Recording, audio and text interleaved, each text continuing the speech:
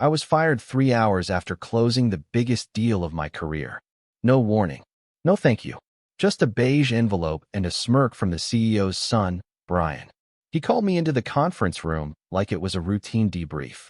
The same room I'd pitched, negotiated, and locked in a $25 million contract that took 6 months to land.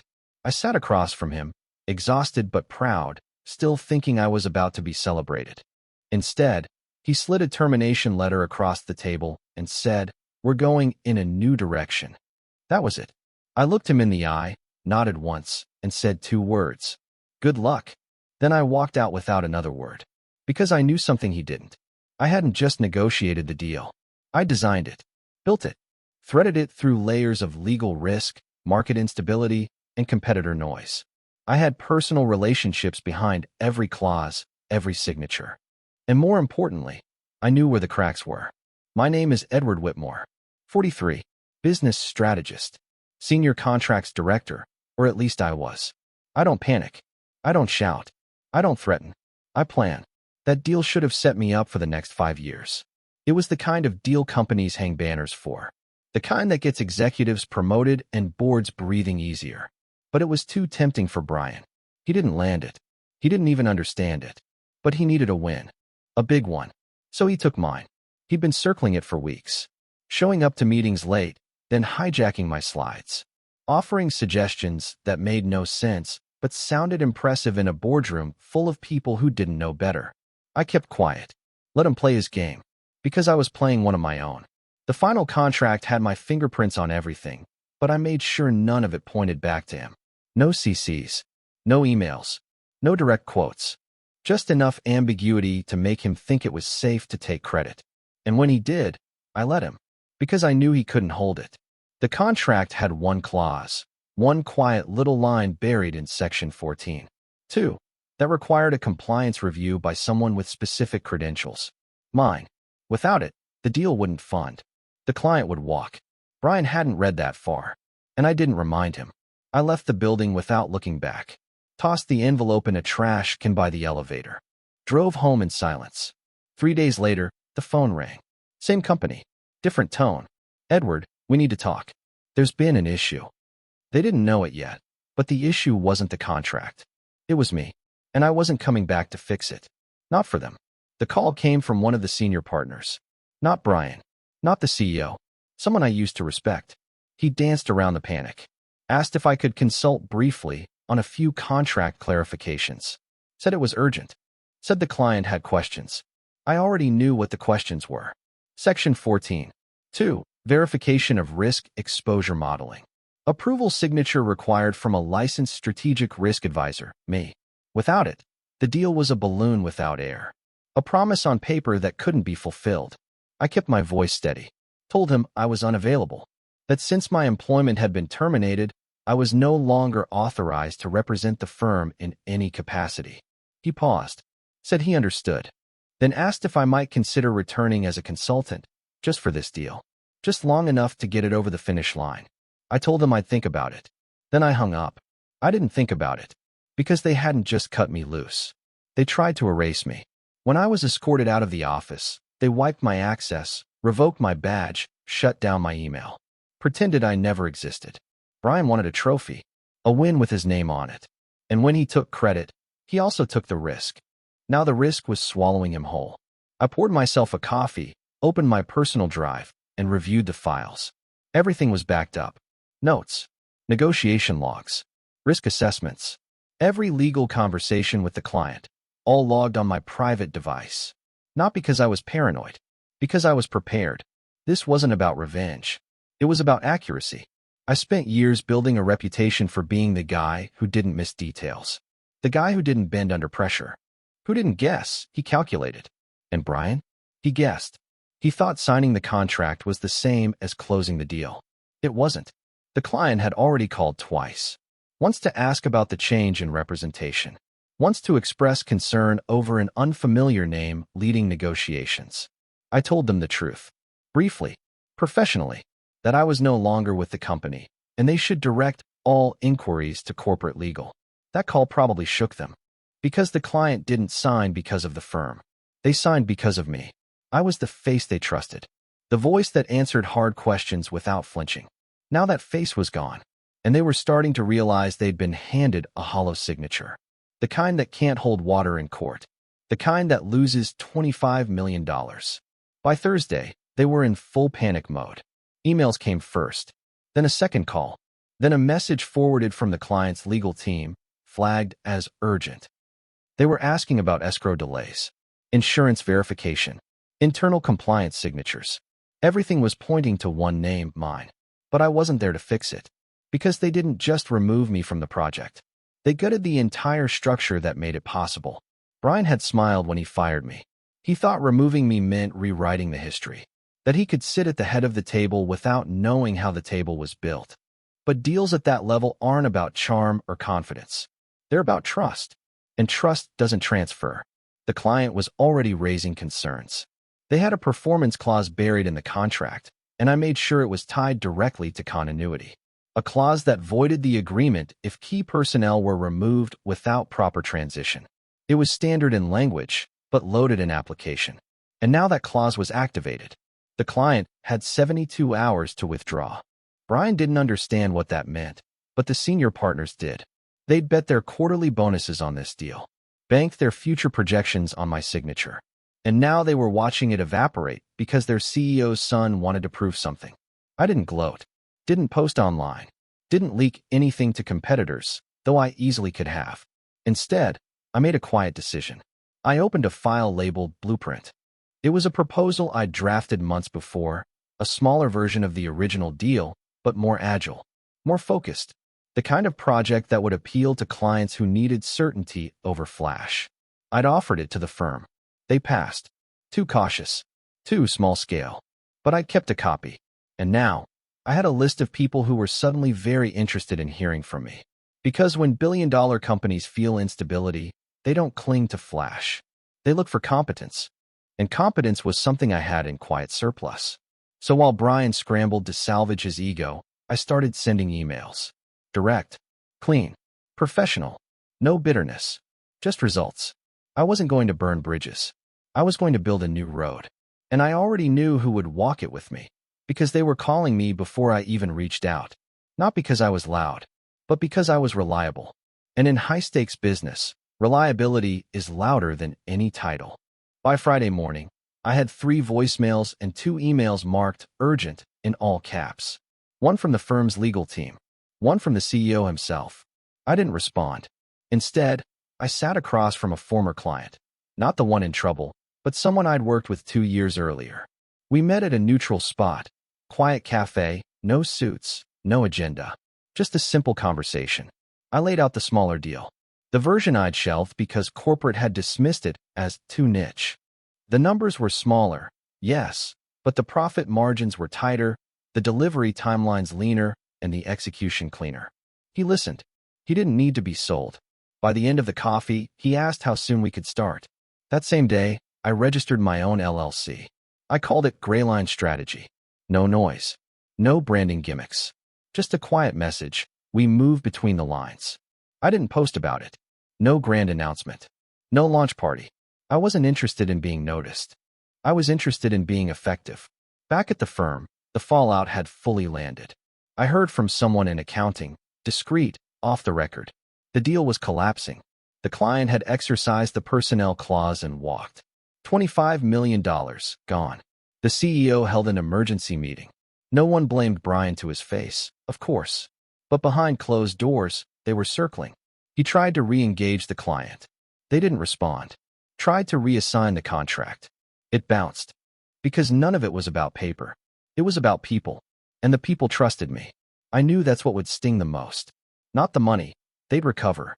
But the realization that trust can't be bought and loyalty can't be transferred. Brian thought he could take the fruits without planting the seed. But strategy doesn't work that way. The system I built wasn't just about numbers. It was about architecture. Every deal layered on the last. Every call, every follow-up, every correction, intentional. He wanted to wear my suit without doing the work. Now the threads were unraveling. Meanwhile, I worked in silence. Small team. Handpicked. No investors. No noise. Just results. By the end of that first week, we had signed 3 letters of intent. Not flashy, but solid. I didn't need revenge. I needed momentum. Because the most dangerous thing you can give someone like me, someone strategic, quiet, and unafraid of walking away, is a reason to build something better. And now I had it. They waited 4 days. For long days of radio silence before the firm tried again. This time, it wasn't an intern or legal assistant calling. It was the CEO himself. A voice I hadn't heard in almost a year. Polished, controlled, but underneath, strained. He didn't apologize, just stated facts. The deal was falling apart. The client had gone dark. Their own board was demanding answers. He asked if I could come in and consult to stabilize the situation. Said the company would compensate generously for my time. I didn't respond right away. I let it hang. Because silence, when used with precision, is louder than any rejection. Eventually, I told him I was unavailable, that I'd moved on, that my calendar was full with independent clients. I thanked him for the opportunity, formally, coldly, and ended the call. That night, I received an email, this time from the firm's board, bypassing Brian, bypassing even the CEO. They offered a contract, short-term, full authority to salvage what remained. Significant pay, no oversight. I didn't delete it. I filed it, because I wanted to remember the moment they realized who built their empire and who had the power to walk away from it. But I wasn't interested in saving them. I was interested in building something better. My small firm, Greyline Strategy, was already expanding. 3 deals in motion, a 4th circling. I'd hired 2 analysts, both people the old firm passed over for being too technical. They weren't too technical. They were too precise, which was exactly what I needed. The clients I worked with now didn't want noise. They wanted clarity, predictability, and above all, results. One of them asked about the fallout from my previous job. I told them the truth. The company had removed me to cut corners. They nodded and said, "That's why we're with you now." It wasn't just a compliment. It was confirmation. I hadn't just walked away from a broken system. I'd built a better one in its place, and people noticed. Brian, from what I heard, was still in damage control. Internal reviews. Whispers of demotion. He'd stopped posting on LinkedIn. Because the thing about fake success is, it's loud when it rises and dead silent when it falls. Real success doesn't need applause. It just moves forward. I didn't return the board's email. Not out of pride, but because the answer was clear. They didn't need me to save them. They needed me to remind them what competence looks like. And I had already done that by not showing up. It was a Tuesday when the client called me directly. Not their assistant. Not a legal rep. The client himself. A calm voice, measured, but underneath it, I could hear the shift. He didn't waste time. Said he respected the firm, appreciated the process, but he didn't trust the current leadership. Said he wanted to work with me. Personally. Independently. I didn't say yes. Not immediately. I asked for 24 hours. Not because I was unsure, but because strategic silence always says more than immediate enthusiasm. In that time, I reviewed everything. My notes, the proposal, the original deal structure. I identified the weak points they'd let rot, the corners they'd cut when I left. Then I restructured the entire thing. Smaller, leaner, but twice as effective. When I called him back, I gave him a new version of the deal, one that worked under my new firm, with my team, on my terms. He didn't hesitate. Said one sentence. Send it over. That was the moment everything shifted. Because this wasn't just about a contract anymore. This was about reputation, authority, precision. He terminated the original deal with my old firm the next morning. Cited breach of performance clause, lack of continuity, and loss of strategic confidence. The fallout hit fast. Brian got pulled from his position. Not fired, just repositioned. A quieter role. No client contact. No strategy authority. His name scrubbed from internal memos like it had never been printed there to begin with. The CEO stopped calling. The board sent one last email. No hostility. Just a line that read, "Understood. Best of luck going forward." I didn't respond, because luck had nothing to do with it. My new firm signed the client that same week. Smaller contract, yes, but we controlled the entire framework. No layers of middle management.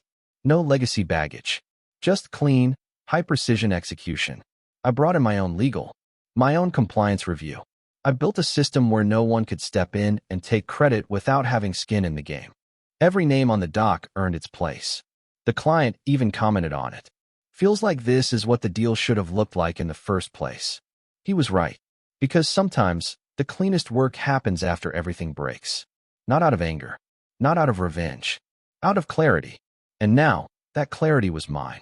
There was no announcement. No champagne. No press release. Just a signature. A clean file. And a wire transfer that hit our firm's account at 9:02 a.m. That's when I knew we weren't a startup anymore. We were a player. Greyline strategy didn't look like much from the outside. A small team, no marketing department, no suits in glass towers. Just 5 people, working from a converted warehouse with bare walls and cold brew on tap. But what we lacked in flash, we made up for in execution. I hired slow, quietly. I took meetings no one knew about. Read reports before sunrise. Moved early, not loud. Because growth doesn't start with noise. It starts with discipline. And discipline was the one thing that firm I'd left behind never valued. They chased perception. I built systems. By month 2, we had signed 5 clients. All referrals. No ads. Just results. The kind of clients who'd rather move quietly than show up in magazines. One of them said, "I don't want to be impressed. I want to be handled." That's what we did. Handled things. Meanwhile, the fallout from my old firm kept echoing. More clients walked. Some discreetly reached out. I didn't chase them. Just offered a cleaner structure.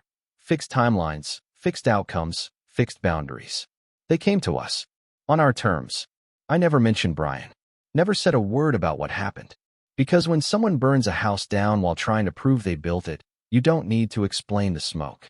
The industry noticed. I got a call from a former competitor. A man who once tried to poach me. Now he wanted a partner. Said my setup was the future. I told him I wasn't looking for partners. Just alignment. He said, "That's exactly why I called." What he really meant was, "They're watching you now." I knew it. But I didn't let it change my pace. Because momentum isn't a race. It's a system. And once you have it, you don't accelerate. You sustain. So I built systems that didn't need me to hold every piece. I delegated, trained, trusted. I taught my team the same patience I learned building that first $25 million deal. Only now, the results were mine to keep. Not a company's. Not a boss's. Not a legacy hires with a family name. Mine. And I wasn't building for revenge. I wasn't looking back. I was building because I could, quietly, efficiently, and on my own terms. No noise. Just proof. By the 3rd month, it wasn't just clients that noticed, it was competitors. Legacy firms. Institutions that once brushed past me in elevators or smiled politely at conferences without remembering my name. Now, they were quoting our timelines, copying our workflows, hiring people we trained. That's how I knew they were behind. Not because they admitted it, but because they started reacting. We didn't sell louder. They just started whispering our name more often. In boardrooms, in email threads, on recruiting calls.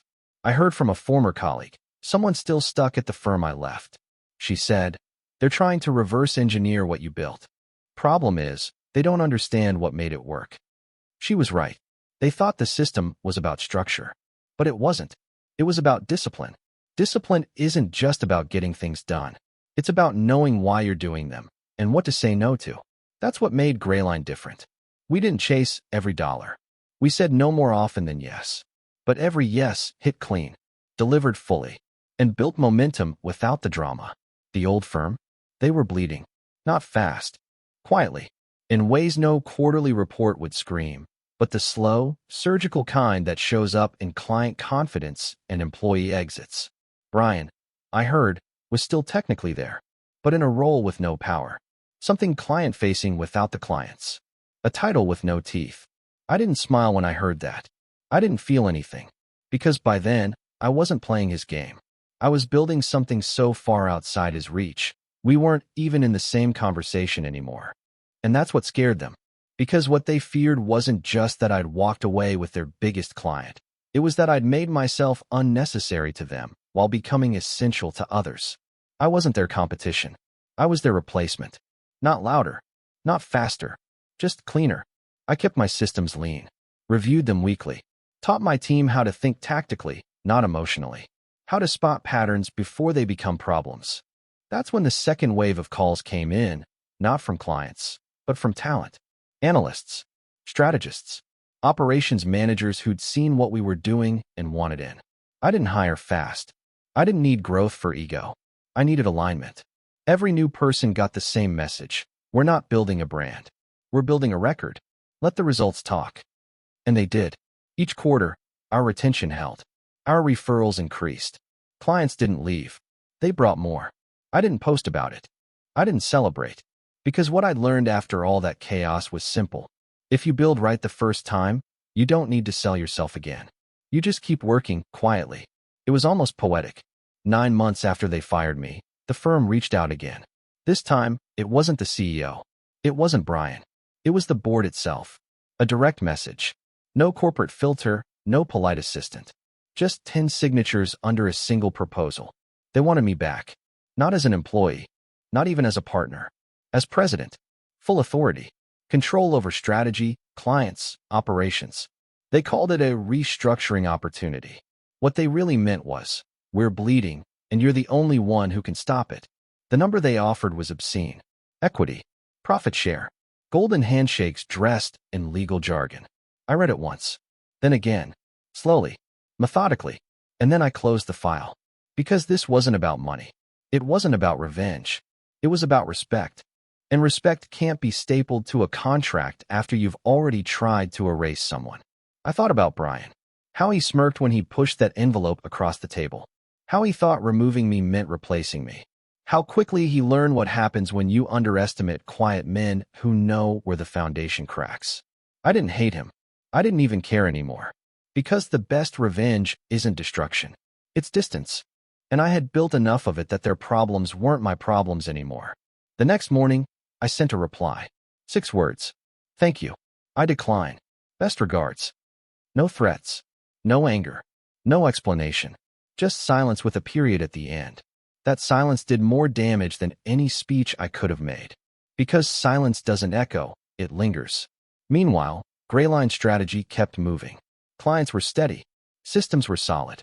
My team was growing at the exact pace I wanted. We didn't look like much from the outside. No skyscraper offices. No billboards. No headlines. But inside, we were stronger than ever. Every contract was airtight. Every client relationship rooted in clarity. Every result documented. No shortcuts. No noise. No mistakes. The kind of foundation no one could steal. The kind Brian would never understand.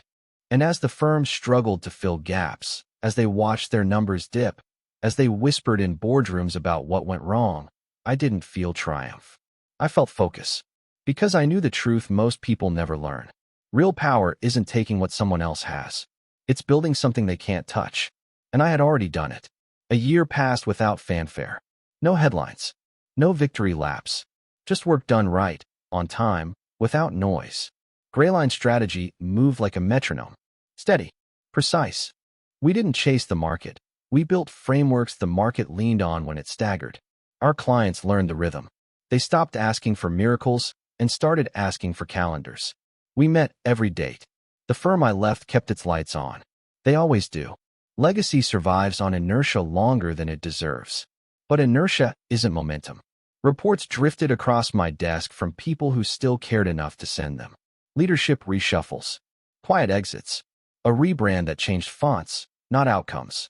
Brian's name appeared only once, tucked near the back of an internal memo. Reassigned. No title. No scope. Just air. I didn't feel anything reading it. Not relief. Not triumph. Just distance. The kind you can measure in choices. We closed the restructured deal in Q3. Not the original $25 million. Better. Smaller in surface area, bigger in impact. Fewer moving parts. Fewer places to lie. The client sent a single line to my team after the rollout. You delivered exactly what you promised. That sentence weighed more than any trophy. My days became simple. Mornings started in the dark, coffee cooling beside color-coded dashboards. Midday check-ins, 15 minutes each. No monologues. Just friction removed and decisions made. Evenings ended with a walk past the river behind the warehouse, where the city hum softened into something like quiet praise. Sometimes I thought about the conference room on the day I was fired. The beige envelope. The smirk. The 2 words I gave back. Good luck. Luck is for men who mistake noise for leverage. I built leverage out of silence, clause by clause, boundary by boundary. And when I walked away, I took the only asset that ever mattered, trust. It followed without being asked, because it was never the firm's to keep. We started turning down work. That surprised me at first. Saying no to money is harder than people admit. But discipline scales better than appetite. We taught it to new hires the way you teach a drill, not as a suggestion, but as muscle memory. We don't accelerate to impress, I told them once. We hold speed to endure. They nodded. They understood. In late fall, the board chair from the old firm sent a handwritten note. No pitch, no offer, just a sentence. You were right. I folded the card and set it in a drawer. Accuracy doesn't require acknowledgement. It just requires proof. On the anniversary of the day everything broke, I took no meetings. I locked my phone, turned off the dashboards, and drove out past the last exit sign to a road that ran out of pavement. I stood where the noise couldn't follow and listened to wind move through grass like a quiet verdict. Some men fight to be heard. Some let systems speak for them. I rebuilt, not louder, not bigger, but cleaner. And when the calls come, because they do, I answer the same way I closed that first year. With a calm voice, a clear scope, a finish date, not a promise, a plan. And then I go back to work, leaving the loud parts to disappear behind me, the way noise always does when the results arrive. Been through it.